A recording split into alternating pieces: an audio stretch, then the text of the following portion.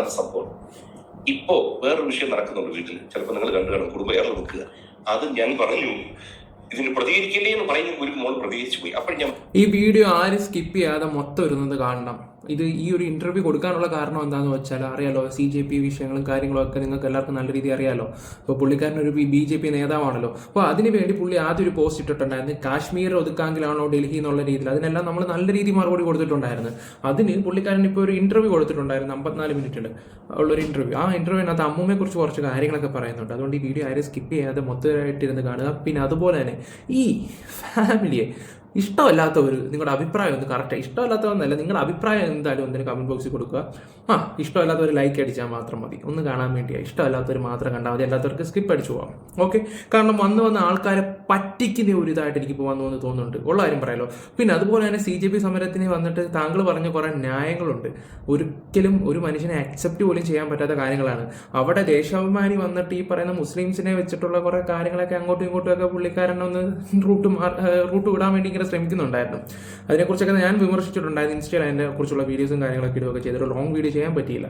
എന്തായാലും അമ്മൂമ്മയുടെ വിഷയത്തിൽ നമുക്കൊന്ന് കേട്ടിട്ട് വരാം. പുള്ളി എന്താണ് പ്രതികരിക്കുന്നതെന്നുള്ള രീതി ഒന്ന് നിങ്ങളൊന്ന് മനസ്സിലാക്കണം. ഈ ഒരു പ്രശ്നം പരിഹരിക്കാൻ വേണ്ടി പുള്ളിക്കാരൻ തന്നെ തോന്നി ഈ പറഞ്ഞ തൻവിയോട് സംസാരിച്ചു, ആ വീഡിയോ ഡിലീറ്റ് ചെയ്തു. അപ്പോഴും ഇയാളെ മോള് ഡിലീറ്റ് ചെയ്തില്ല, ഹൈഡ് ചെയ്ത് വെച്ചേക്കാണ്. ഇപ്പോൾ കണ്ടില്ലേ, കഴിഞ്ഞ ഒരു 3-4 ദിവസം മുമ്പ് ഒരു പോസ്റ്റുമായിട്ട് വരുവാൻ ചെയ്തിട്ടുണ്ട്. ഇവരുടെയൊക്കെ തനി സ്വഭാവം നമുക്ക് ഇതിൽ നിന്ന് മനസ്സിലാക്കാൻ പറ്റുന്ന ഒരു കാര്യമാണ്.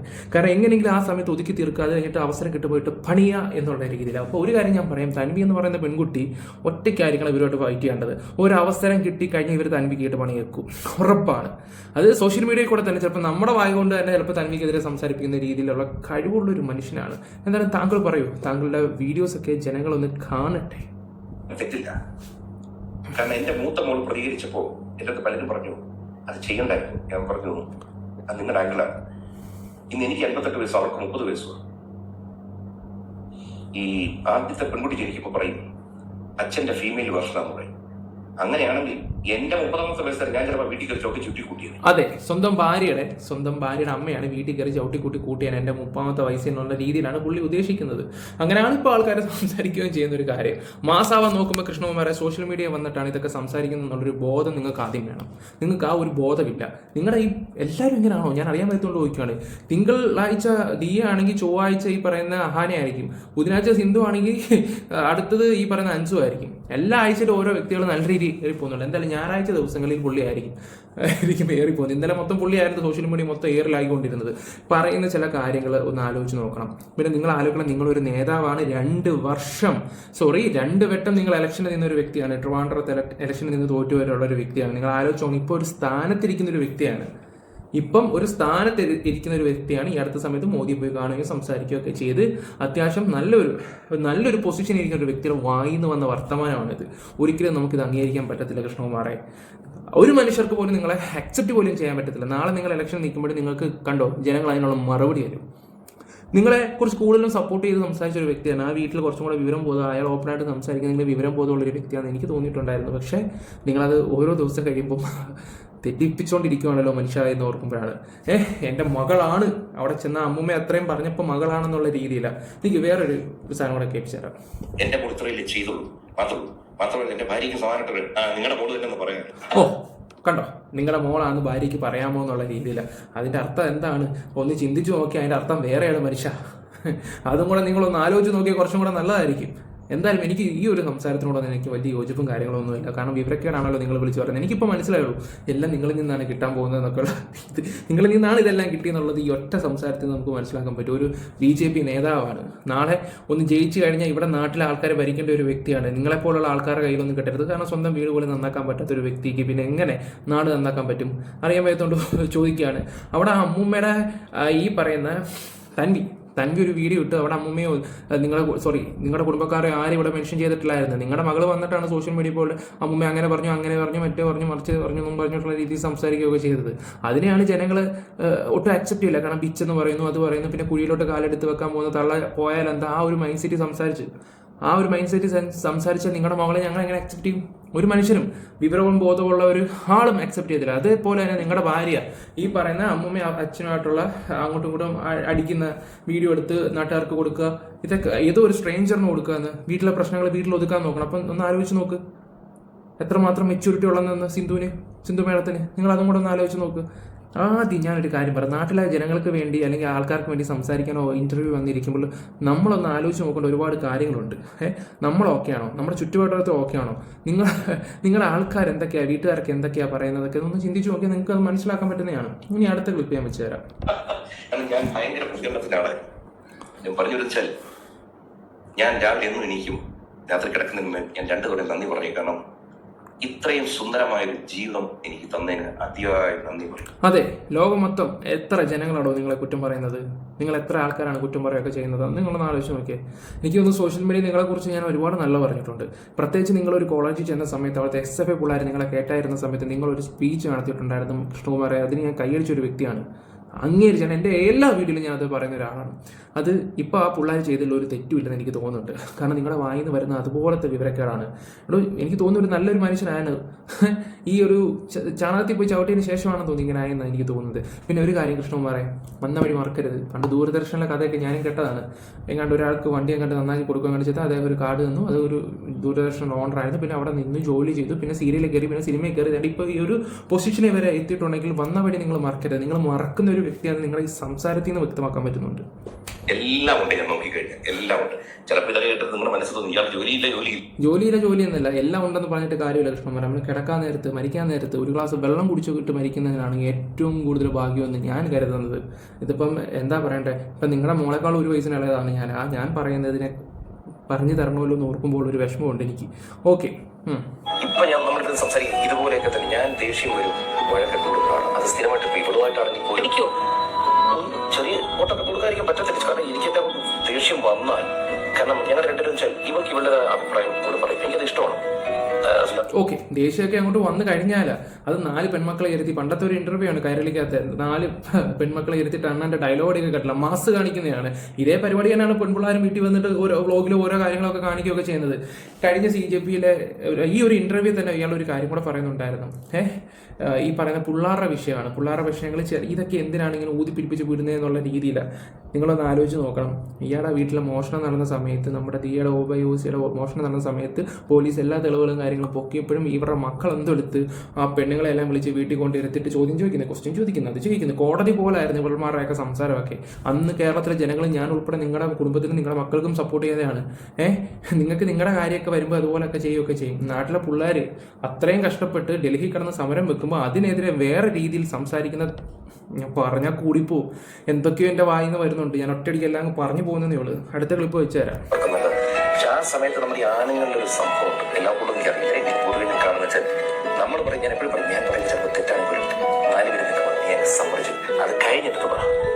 തെറ്റാണെങ്കിൽ അവിടെ വെച്ച് പറഞ്ഞെങ്കിൽ ഒരു തെറ്റുമില്ല. പിന്നെ സിന്ധു മേഡത്തിന്റെ സ്വഭാവം എന്താണെന്ന് എനിക്ക് മനസ്സിലായിട്ടുള്ളതാണ്. ആ വീഡിയോ ഷെയർ ചെയ്തപ്പോഴേ മനസ്സിലായി പുള്ളിയുടെ തലയിൽ ഒന്നും ഇല്ലെന്ന് മനസ്സിലായതാണ്. അപ്പോൾ പിന്നെ പുള്ളിയും സ്പോട്ടിൽ തന്നെ വിളിച്ച് പറയുകയും ചെയ്യുന്നില്ല. അത് കണ്ടാണല്ലോ മക്കളും വളരുന്നത്.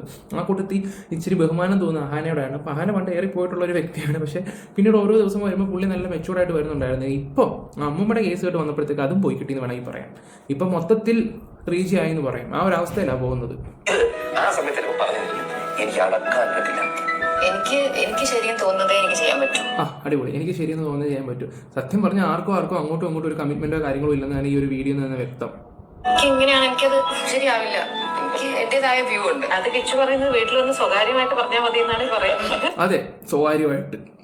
എന്തായാലും കൃഷ്ണകുമാറിന്റെ ആ ഒരു ആറ്റിറ്റ്യൂഡ് ഒന്ന് ആലോചിച്ച് നോക്കിയേ. ഞാനിപ്പോൾ പറയുന്നത് തെറ്റാണെങ്കിലും അത് അവിടെ വെച്ച് സംസാരിക്കണം എന്നുള്ള രീതിയിലാണ്. ഇതിൽ പഴയ രാജഭരണം പോലെ തന്നെ അങ്ങനെ ആ ഫീൽ ചെയ്യുന്നത്. ഓക്കെ, ഇനി അദ്ദേഹത്തിന്റെ ബാക്കിയും കൂടെ വെക്കാം. മക്കളോട് പറഞ്ഞു കൊടുക്കും, നമ്മളെ പറ്റി മോശം പറയുന്നവരും നമ്മുടെ ഇക്കോസിസ്റ്റത്തിന്റെ ഭാഗമാണ്. അവരെ നമ്മൾ ഉൾക്കൊണ്ട് പോയേ പറ്റും. കാരണം വളരെ രസമായിട്ട് പറയുന്നത്, ഒന്നും കടുപ്പിച്ചും പറയാം. ഞാൻ പറയും, ശരി. അപ്പൊ നമ്മളൊക്കെ പറയുന്നത് ഒരു സീനും ഇല്ല, പുള്ളിക്ക് അത്രയും പ്രൊമോഷൻ ആണെന്നുള്ള രീതിയിലായിരിക്കും പുള്ളി പറയുകയൊക്കെ ചെയ്യുന്നത്. ഓക്കെ, ഇങ്ങനെ എടുത്തു നോക്കിക്കഴിഞ്ഞാൽ അപ്പോഴും വലിയ നടന്മാരെ കൂടെ അഭിനയിക്കുമ്പോൾ ഉദാഹരണത്തിന് അടിയരാവൻ അഭിനയിക്കുന്നു. പൊങ്ങച്ച ഒന്ന് കേൾക്കണേ. മമ്മൂട്ടി വിളിക്കുന്നു, ഞാൻ അടുത്തിരിക്കും. ഞങ്ങൾ ചേർത്തലയിൽ പുറകെ വരുമ്പോൾ പുള്ളിക്ക് ഒന്ന് എന്തൊക്കെ വിശേഷം ആ കാര്യങ്ങൾ നോക്കി ചോദിക്കും. ഞാൻ നോക്കുമ്പോൾ ഒരു 1000 പേരോളം മുമ്പിൽ നിൽപ്പുണ്ട്. 1000 പേര് ഒരുത്തം പോലും എന്നെ നോക്കുന്നില്ല. ഞങ്ങൾ ഇത്ര വ്യത്യാസത്തിൽ ഇരിക്കുന്നു. ആ നോട്ടം ഇങ്ങോട്ടാണ് പോകുന്നത്. ആ മനുഷ്യന്റെ ആരുടെ പവറാണ്, ഒന്നും ചെയ്യാൻ പറ്റില്ല. അപ്പൊ ആ പുള്ളി അസൂയപ്പെട്ട് അദ്ദേഹത്തെ ചീത്ത വിളിച്ചിട്ട് കാര്യമില്ല. കുറച്ചുകൂടി അദ്ദേഹത്തിന്റെ കൂടെ ചേർന്നിരുന്നാൽ കുറച്ചു പേരെങ്കിലും നമ്മളെ നോക്കും. കുറച്ച് പേര് നല്ല മനസ്സിൽ കുറേ നേരം വിടുന്നത്തേക്ക് നോക്കി തറഞ്ഞു കഴിഞ്ഞാൽ കുറച്ച് പേര് നമ്മളെ നോക്കിട്ടു. ഞാൻ ഭയങ്കര സന്തോഷം. അപ്പൊ ഞാൻ പറഞ്ഞു വെച്ചാൽ ഇതെല്ലാം ഉണ്ട് ഒരു ഭാഗ്യത്തിന്റെ ഘടകമാണ്. നിങ്ങളെപ്പോലെ എത്രയോ പേര് ജേർണലിസം പാസ്സായി നിങ്ങളുടെ യോഗ്യത അതിനേക്കാൾ ഉള്ളവരുണ്ടാവും. എന്തുകൊണ്ട് നിങ്ങൾക്ക് കിട്ടുന്നവർക്ക് കിട്ടുന്നില്ല? ഞാൻ ഒന്നിനെ മോശമാക്കി പറയുന്നത്, ഞാൻ എപ്പോഴും പറയും, അസാമാന്യമായ ഭാഗ്യമുള്ളവർ അവിടെ എത്തും. അവരെ കല്ലെറിയുന്നതിന് പകരം അവരെ കൂടെ ചേർന്ന് പോകുന്നു. ഓ അങ്ങനെ ഇപ്പം ആരും മൂട് താങ്ങി പോകേണ്ട ആവശ്യമൊന്നുമില്ല. നമ്മളായിട്ടുള്ള കഴിവ് സ്വന്തമായിട്ട് കൊണ്ടുവരിക, എവിടെ വേണമെങ്കിലും അച്ചീവ് ചെയ്യാൻ പറ്റും. ഒരു കാര്യം ഞാൻ പറയാം, നിങ്ങളുടെ മക്കൾ അങ്ങനത്തെ കഴിവുകൊണ്ടാണ് ഇപ്പോൾ വ്ളോഗേഴ്സ് ആയത്. ഒറ്റ ഒരു കാര്യം, കൃഷ്ണകുമാർ എന്ന് പറയുന്ന ഒരു വ്യക്തിയുടെ പേര് കൊണ്ട് മാത്രം. പിന്നെ ഒരു യൂട്യൂബ് ചാനൽ തുടങ്ങി നിങ്ങളുടെ മകൾ ഒരു വീഡിയോ ഇട്ട് കഴിഞ്ഞാൽ അന്നത്തെ ഒരു ഇതൊക്കെ വെച്ചാണെങ്കിൽ യൂട്യൂബിൽ റെക്കമെൻഡേഷൻ കൊടുക്കും. അതായത് 10,000, 2,000, 3,000 രൂപ കൊടുത്തു കഴിഞ്ഞാൽ യൂട്യൂബ് തന്നെ റെക്കമെൻഡ് ചെയ്യും. ഇപ്പോഴും ഉണ്ടെന്ന് തോന്നുന്ന ഒരു കാര്യങ്ങൾ റെക്കമെൻഡ് ചെയ്ത് കഴിഞ്ഞാൽ ഒരുപാട് അടുത്തോട്ട് നമ്മുടെ വീഡിയോ പോയി കഴിയുമ്പോൾ നമുക്ക് സബ്സ്ക്രൈബേഴ്സ് കിട്ടും. അപ്പോൾ ആ സബ്സ്ക്രൈബേഴ്സ് ഒക്കെ കിട്ടിക്കഴിയുമ്പോൾ പിന്നെ നമ്മൾ കിട്ടുന്ന ഓരോ വീഡിയോസിനും നമുക്ക് ഏണിങ്സും കാര്യങ്ങളൊക്കെ കിട്ടുകയൊക്കെ ചെയ്യും. ഞങ്ങളെപ്പോലുള്ള ആൾക്കാരൊക്കെ എങ്ങനെ വന്നെന്നറിയാം, യൂട്യൂബ് തുടങ്ങിയിട്ട് ഒരു വ്യൂ കിട്ടാൻ വേണ്ടി 30 വ്യൂ ഇട്ടപ്പോൾ സന്തോഷിച്ച ഒരു വ്യക്തിയാണ്.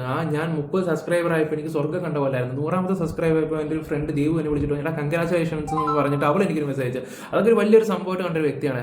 പിന്നെ 4000 വാച്ച് അവർ തയ്ക്കാൻ വേണ്ടി ഞാൻ എത്ര നാൾ നടന്നറിയാവും, എത്ര നാൾ ഒരുപാട് സ്ട്രഗിൾ എടുത്തിട്ടാണ് ഞങ്ങളൊക്കെ ഈ ഒരു ഫീൽഡിൽ വന്നത്. നിങ്ങളുടെയൊക്കെ മക്കൾക്ക് കൃഷ്ണകുമാർ എന്ന് പറഞ്ഞൊരു വാലുണ്ട്, ഞങ്ങൾക്കൊക്കെ അതില്ലാണ്ട് ഇത്രയും ഞങ്ങൾ അടിച്ചു കയറി വന്ന കുറേ ആൾക്കാരെ നമുക്കറിയാം സാറേ. അതിൻ്റെയൊക്കെ ബുദ്ധിമുട്ടുകളും കാര്യങ്ങളും ഒക്കെ ഇപ്പോൾ വേറെ ഒരുത്തൻ്റെ സൈഡിൽ പോയിരുന്ന് കഴിഞ്ഞിട്ട് ഹൈ ബൈ ആ ഒരു ഓറ ഉണ്ടാക്കാൻ വലിയ താല്പര്യം കാര്യങ്ങളൊന്നുമില്ല. നമുക്കാർക്കും താല്പര്യമൊന്നുമില്ല. നിങ്ങളത് ചെയ്യുന്നുണ്ടെങ്കിൽ നിങ്ങളെ വിവരക്കേട്, അങ്ങനെ ഞങ്ങൾ പറയുന്നുണ്ട്. ബാക്കിയും കൂടെ വെക്കാം. ഇനി അമ്മൂമ്മയുടെ സംഭവത്തിൽ ഇപ്പം തനിക്ക് നല്ല രീതിയിൽ ക്ലിക്കായിട്ടുണ്ട്. അവരവരുടെ ബ്ലോഗും അവരൊരു ബർത്ത്ഡേ സെലിബ്രേഷൻസ് വീഡിയോസൊക്കെ കാണാനായിട്ടുണ്ടായിരുന്നു. അമ്മൂമ്മ ഇപ്പോൾ ഹാപ്പിയാണ്, അത്യാവശ്യം അവർ ഹാപ്പി ആയിട്ട് പോകുന്നുണ്ട്. ഓക്കെ, ഞാൻ അതിൻ്റെ ഒരു വീഡിയോ വെച്ചുതരാം.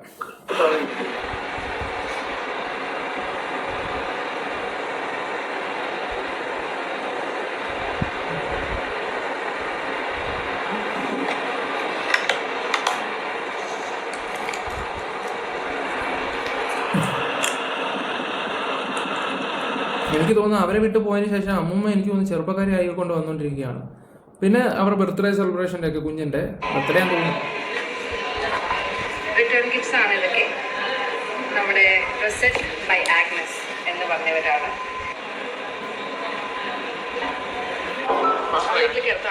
കയ്യിൽ വെച്ചിട്ടാണോ നമ്മൾ ഇതെല്ലാം കിട്ടുന്നത്? ഫസ്റ്റ് കേക്ക് കിട്ടിയല്ലേ, ഞാൻ പിടിച്ചോളാം. അത് cake and then you can go sit down.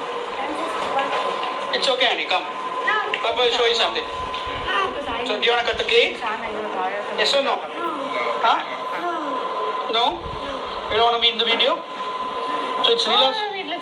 Okay, അവരിപ്പോൾ നല്ല രീതിയിൽ ഹാപ്പി ആയിട്ട് പോകുന്നുണ്ട്. ഇവർക്കൊന്നും എനിക്ക് തോന്നുന്നു ഇതൊന്നും സഹിക്കാത്ത കൊണ്ടാണെന്നൊന്നും എല്ലാം കൂടെ പ്ലാൻ ചെയ്തിട്ട് നല്ല അടിപൊളിയായിട്ട് എല്ലാം കൂടെ പോസ്റ്റ് ഇട്ടായിരുന്നല്ലോ ഈ ഇടയ്ക്ക്. എനിക്ക് അങ്ങനെയൊക്കെ ഫീൽ ചെയ്യുന്നുണ്ട്, സത്യം പറയാലോ. കാരണം ഇവരെല്ലാ ഫാമിലിയും വിളിച്ച് വരുത്തിയിട്ടാണ് ഓരോ കാര്യങ്ങളൊക്കെ ചെയ്യുന്നത്. മറ്റവർക്ക് പിന്നെ ഒന്ന് അക്സെപ്റ്റ് പോലും ചെയ്യാൻ പറ്റില്ല. ഫോട്ടോ എടുക്കണം, ദിയ പറഞ്ഞ പോലെ തന്നെ. അതൊക്കെ ഭയങ്കര തലവേദന പിടിച്ചുള്ള കാര്യങ്ങളൊക്കെ തന്നെ. പറഞ്ഞിട്ട് കാര്യമില്ല. അടുത്ത പരിപാടി എന്ന് വെച്ചാൽ നമ്മൾ മോക്ക് മാലയും അരഞ്ഞാണ് എന്നിട്ട് കൊടുത്താൽ രണ്ടും ഇട്ട് കൊടുക്കും.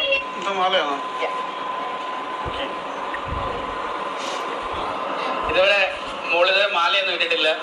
അപ്പൊ ആദ്യമായിട്ട് നൂലുകെട്ട് സാധാരണ 28 ദിവസത്തെ അതേ ഇതിപ്പം 3 മാസം ആയിപ്പോയി. നൂലുകെട്ടാണ് കേട്ടോ ബർത്ത്ഡേ. ഓക്കെ അതെന്റെ ഒരു മിസ്റ്റേക്ക് കേട്ടോ. അതെന്തായാലും 3 മാസം കഴിഞ്ഞിട്ടുള്ള ആദ്യമായിട്ടാണ് ഞാൻ കാണുന്നത്. ക്യാൻറ്റീന്ന് വരാൻ കുറച്ച് സമയം എടുത്തുള്ളൂ.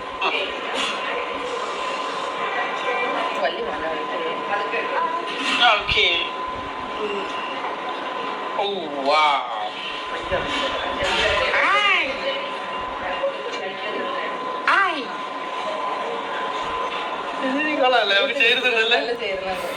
നല്ല മാല.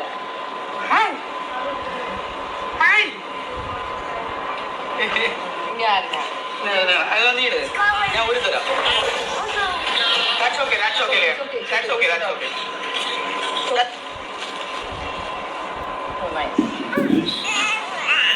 ഓക്കെ, അപ്പോൾ ഞാൻ വീഡിയോ നിങ്ങൾക്ക് ജസ്റ്റ് ഇതൊന്ന് വെച്ച് തന്നേ ഉള്ളൂ. അവരെല്ലാവരും ഹാപ്പി ആയിട്ട് പോകുന്നുണ്ട്. അണ്ണൻ എന്തായാലും ഏറിയിൽ നിന്ന് ഇറങ്ങണം. അതിനുവേണ്ടി അണ്ണൻ പല പരിപാടിയും നോക്കുന്നുണ്ട്. അണ്ണൻ മാത്രമല്ല, അണ്ണൻ്റെ മക്കളും എന്തായാലും മൊത്തത്തിൽ ഗോവിന്ദ.